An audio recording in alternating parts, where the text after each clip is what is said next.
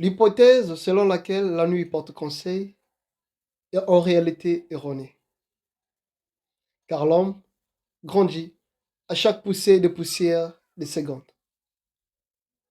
L'apôtre Paul se permettait de dire que quand j'étais petit, je pensais comme un enfant, mais étant adulte, j'agis différemment, avec plus de sagesse et beaucoup de raisonnement. Vous savez, la nuit en elle-même, c'est le temps. Par conséquent, on ne pourrait jamais parler de minutes sans qu'on parle de secondes, car ce sont les secondes qui font les minutes. On ne pourrait jamais parler des heures sans qu'on parle des minutes, car ce sont les minutes qui font les heures. On ne pourrait non plus parler des jours sans qu'on parle des heures, car ce sont les heures qui font les jours.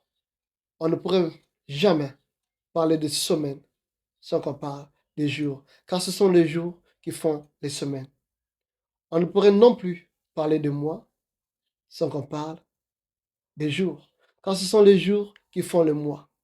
On ne pourrait jamais parler d'années sans qu'on parle des mois, car ce sont les mois qui font les années. On ne pourrait jamais parler des siècles sans qu'on parle des années, car ce sont les années qui font les siècles.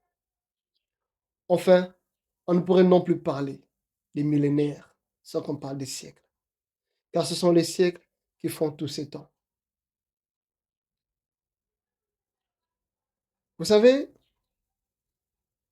une seconde de plus qui s'ajoute dans ta vie, sur ton âge, peut changer ta manière de voir les choses. Aussi dit-on, tout mouvement, tout changement. Alors, quand tu te réveilles,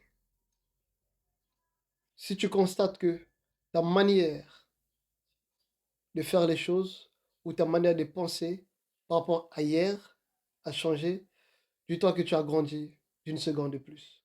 Alors, cesse de rêver, ce n'est pas de la magie, sinon c'est la magie de Dieu. Pense-y.